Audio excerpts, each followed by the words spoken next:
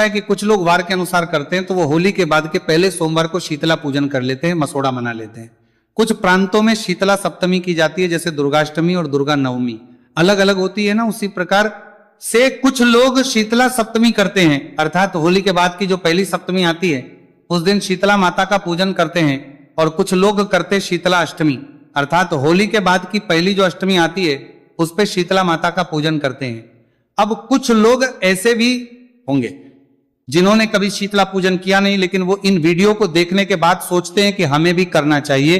तो वो लोगों के मन में प्रश्न होगा कि भाई हमें तो कभी पता ही नहीं, हमारे यहाँ तो हुआ नहीं कभी, तो हमें कब करना चाहिए, ये भी मैं आपको बताऊंगा। सप्तमी कब है, अष्टमी कब है और पहले सोमवार का कब होगा, ये भी मैं आपको बताऊंगा। पहले समझना आवश्यक है कि शीतला पूजा की क्यों जाती है, क्यों करनी चाहिए शीतला माता की पूजा। पुराण बताते हैं कि शीतला माता की पूजा करने से आपके परिवार के रोगों से रक्षा होती है। खसरा, चेचक आदि जितने भी रोग हैं, संक्रामक बीमारियां हैं जो एक से दूसरे को, दूसरे से तीसरे को फैलती है, इन सभी से रक्षा होती है जब आप शीतला माता का पूजन करते हैं। शीतला माता आरोग्य प्रदान करती है, आरोग्य प्रदान करने वाली है।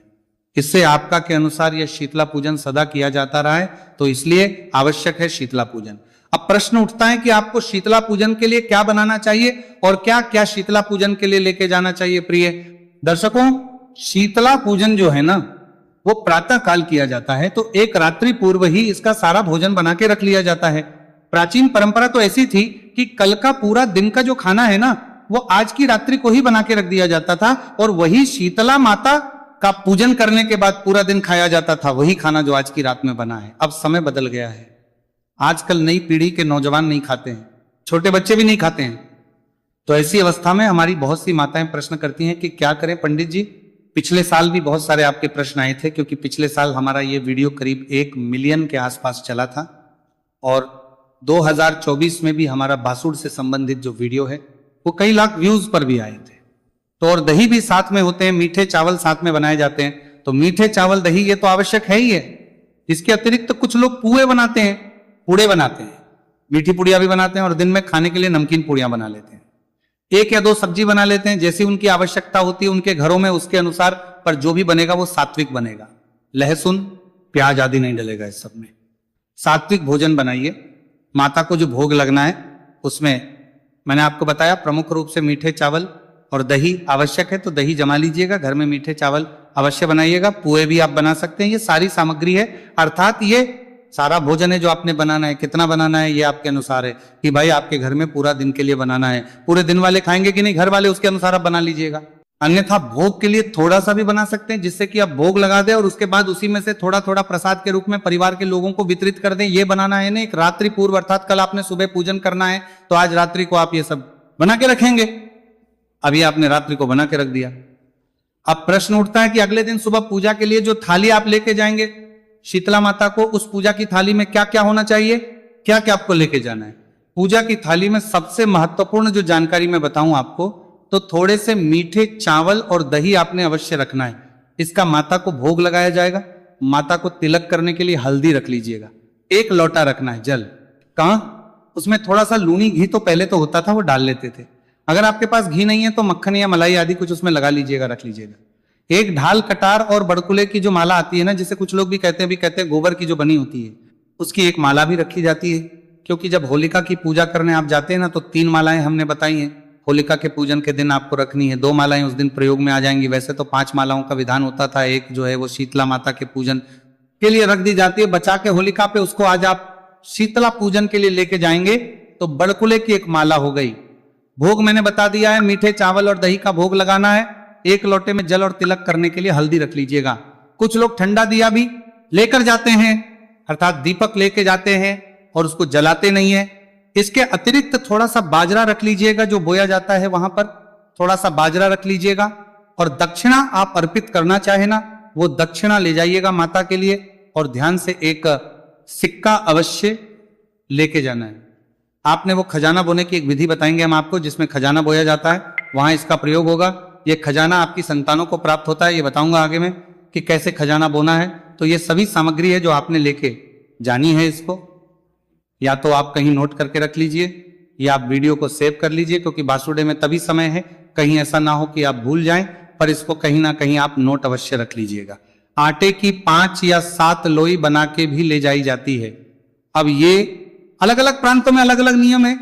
कुछ प्रांतों में 5 लोई लेके जाते हैं, कुछ प्रांतों में 7 लोई लेके जाते हैं। और जो लोई बनाएंगे ना, आप उस आटे में नमक नहीं डालना है, ये घी के आटे की लोई बनानी है आप। तो इस प्रकार से आपने ये सारी सामग्री जो है थाली में सजा लेनी है, और सजा के यही सामग्री आपने अगले दिन, जिस दिन आपने शीतला पूजन करना है, उस दिन प्रातः काल लेके जानी। इसको ढक के ले जाने का विधान है। जो पोतड़ा होता है ना बच्चे का, आपके यहाँ जो बच्चा हुआ होगा उसका पोतला ढक के लेके जाया जाता था पहले, तो यहाँ अन्य कोई कपड़ा भी ढक के लेके जा सकते हैं। अब यहाँ पे प्रश्न उठता है कि पंडित जी कैसे जाना चाहिए, नहा के कि बिना नहाए? देखिए, मैं आपको यही कहूंगा कि नहा धो के जाना चाहिए। भगवान का पूजन, माता का पूजन, देवी का पूजन सदा नहा धो के ही होना चाहिए।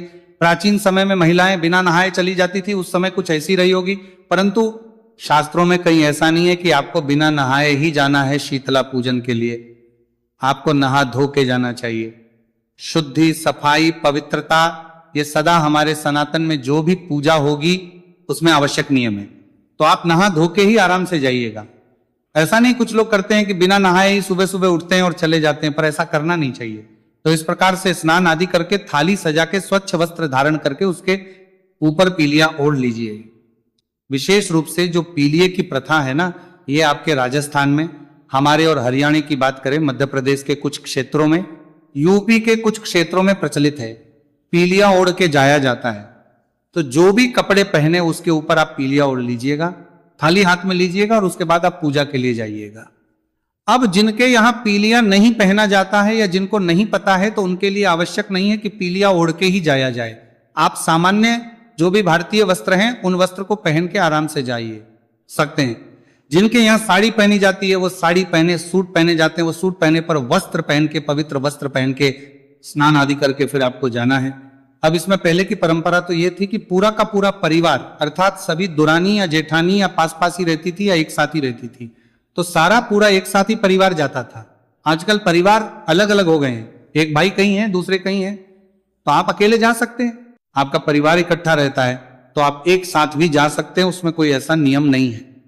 अब प्रश्न उठता है कि ये पूजा करनी कहां पर है। अगर आपके यहां पर शीतला माता का मंदिर है तो आपको ये पूजा शीतला माता के मंदिर में ही जाके करनी चाहिए। जिन यहां शीतला माता का मंदिर ना हो तो उनके लिए पहला स्थान तो वह है जहां पर होलिका दहन किया गया है। जहां आपकी होली जली है ना, आपने होलिका का पूजन किया होगा।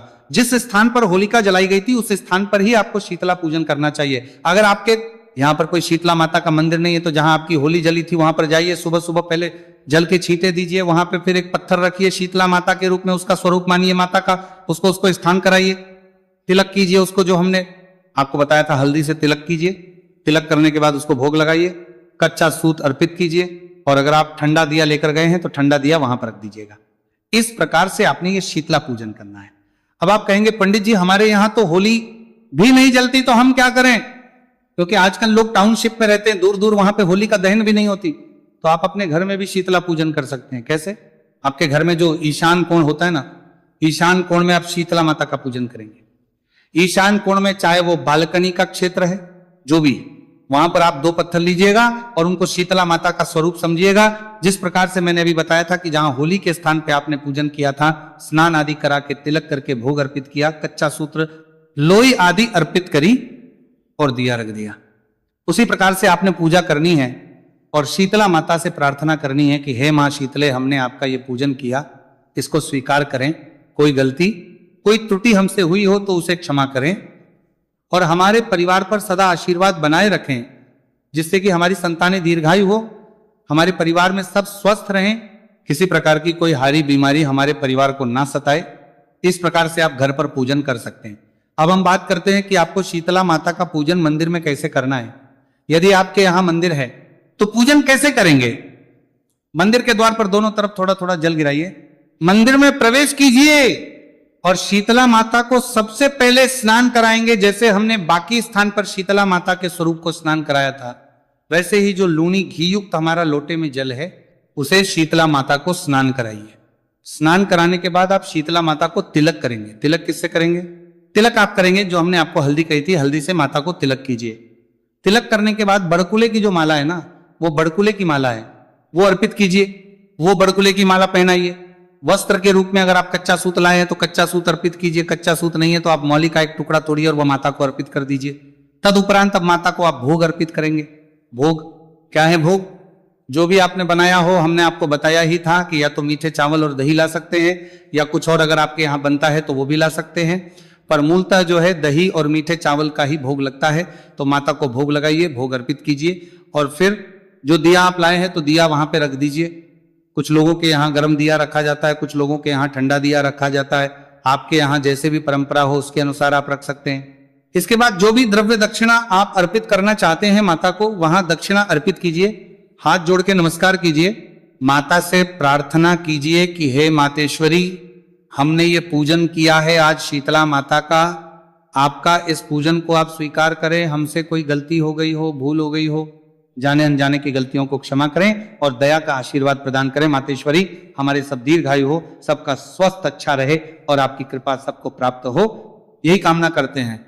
इस प्रकार से माता से प्रार्थना करें और हाथ जोड़ के नमस्कार करें कि हे मातेश्वरी, हम तो अज्ञानी जीव हैं, तुच्छ प्राणी हैं, आपकी संतानें हैं, जैसी भी बन पड़ी है वैसी टूटी फूटी सेवा हमने आपके श्री चरणों की है। इसमें जो भी कोई हमसे गलती हो गई हो, भूल हो गई हो, उसके लिए हम क्षमा प्रार्थना करते हैं। आप दया सिंधु हैं तो सदा हम पर दया बनाए रखें।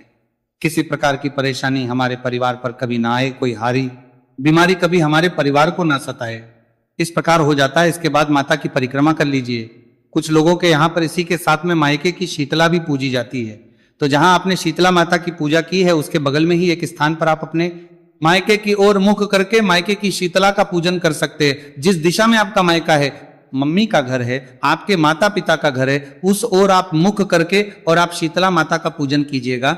वहां चाहे पत्थर रख के करें या एक स्थान को वैसे ही साफ करके जल के छींटे देकर और आपके जो मायके की शीतला है उसको अर्पित करें कि हे मातेश्वरी, मेरे में जो भी मेरे भाई भतीजे हैं सब सदा स्वस्थ रहें और दीर्घायु हों। ये पूजन करने के बाद फिर खजाना बोया जाता है। मंदिर के आसपास, मंदिर के प्रांगण में जहां भी कोई ऐसा स्थान हो, कच्ची मिट्टी आदि हो ना, उसको थोड़ा सा हटा लीजिए, थोड़ा सा गड्ढा सा बना लीजिए। उसमें जो आप बाजरा लाए थे ना, वो बाजरा उसमें बो दीजिए, थोड़े से जल के छींटे दीजिए। और ऐसी मान्यता है कि ये जो बाजरा है ये खजाने के रूप में हमारी संतानों को, आपकी संतानों को प्राप्त होगा। मातेश्वरी खजाने के रूप में आपके संतानों को प्रदान करती है। और कुछ में खजाना बोया जाता है। मैंने एक सिक्का लाने को आपको बोला था ना, तो थोड़ा सा बाजरा और वो सिक्का मिट्टी के अंदर दबा दिया जाता है और माता से प्रार्थना की जाती है कि हे मातेश्वरी, ये खजाना हमारी संतानों को प्राप्त हो और इससे वो सदा प्रसन्न रहे, खुशहाल रहे, कभी उनके घर में धन की कमी ना आए। इस प्रकार से ये खजाना बोया जाता है। खजाना बोने के बाद थोड़ा सा विश्राम लेके और फिर आप अपने घर को आ जाए। घर को जब आएंगे ना, तो जो लोटा आप लेके गए थे ना जल का, उसमें थोड़ा सा जल बचा के लाइएगा। वो सारा जल जो है वो माता को अर्पित नहीं कर देना है, थोड़ा सा जल उसमें से बचा लीजिएगा। जो बचा हुआ जल आएगा उस जल का पहले आप घर में आके सभी पूरे घर में छिड़काव कीजिएगा। ये पवित्र जल है, ये हारी बीमारियों से आपके घर की रक्षा करेगा। आपके घर में यदि कोई नकारात्मक ऊर्जा आदि का प्रवाह होगा वहां नष्ट हो जाएगा और इस प्रकार आपका घर माता के आशीर्वाद से सुरक्षित। इस प्रकार से आपने ये जल छिड़कना है। जल आदि छिड़कने के बाद फिर जो आपके पारिवारिक जन है ना, उनको आप जो भी आहार देंगे, नाश्ता देते हैं, जो भी देते हैं, तो पहले थोड़ा थोड़ा माता का प्रसाद दीजिएगा। प्रयास कीजिए यदि सभी लोग नाश्ते में, तो कम से कम जो रात्रि का बनाया हुआ भोजन है उसी को करें, उसके बाद ताजा कर ले। अगर इतना भी ना कर पाए तो थोड़ा थोड़ा प्रसाद सबको पहले अवश्य दीजिएगा। शीतला माता के पूजन का जो रात्रि का बना हुआ है और उसके बाद जो भी खाना चाहे उसके अनुसार आप बना दीजिएगा। इस प्रकार से आपने यह पूजन करना है। पर ऐसे मनाया जाता है बसोड़ा, बसेड़ा या शीतला पूजन।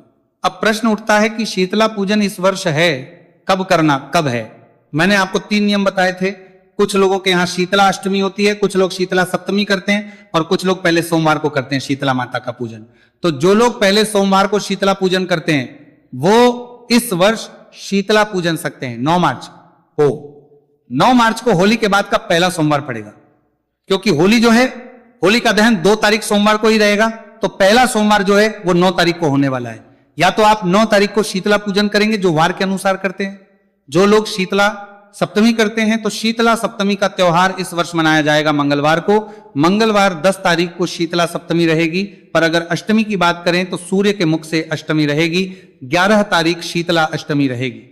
तो शीतला सप्तमी 10 को है, 11 को अष्टमी है, पहला सोमवार 9 तारीख को है। अब प्रश्न उनका कि जो पहली बार कर रहे हैं, जिनको पता नहीं जी कि हमारे यहाँ कभी होता नहीं था, अब हम कब करें। तो देखिए, आप सप्तमी या अष्टमी से कुछ एक निर्धारित करें। मूलतः आप शीतला अष्टमी कीजिए, अष्टमी का जो दिन है उसको चुन लीजिए। इससे क्या है, सदा याद भी रहेगा कि हमें अष्टमी को करना है। वार में बड़ा कंफ्यूजन रहता है कि कब है वार कब नहीं। तो अष्टमी जो आएगी, अष्टमी वो रहेगी 11 तारीख को। 11 तारीख को आप शीतला माता का पूजन कीजिए। अब आप सोचेंगे कि पंडित जी करना कब है, शीतला माता का पूजन मुहूर्त क्या रहेगा। देखिए, शीतला माता का पूजन ना प्रातः काल से और 12 बजे के बीच में किया जा सकता है। सुबह सुबह मूलतः शीतला माता का पूजन किया जाता है। कुछ लोग 9-10 बजे भी करते हैं, पर 12 बजे के बाद शीतला पूजन नहीं। जितनी सुबह सुबह कर लेंगे उतना अधिक कल्याणकारी रहेगा। ये थी जानकारी शीतला पूजन के बारे में। जानकारी थोड़ी भी अच्छी लगी हो तो लाइक अवश्य कीजिए, जितना हो सके शेयर कीजिए। अपनी राय अवश्य दीजिएगा कि वीडियो आपको कैसा लगता है, चैनल आपको हमारा कैसा लगता है। अगर आप चैनल पर नए हैं तो कृपया सब्सक्राइब अवश्य कर लीजिएगा। मां शीतला सब पर कृपा करें। जय मां शीतला।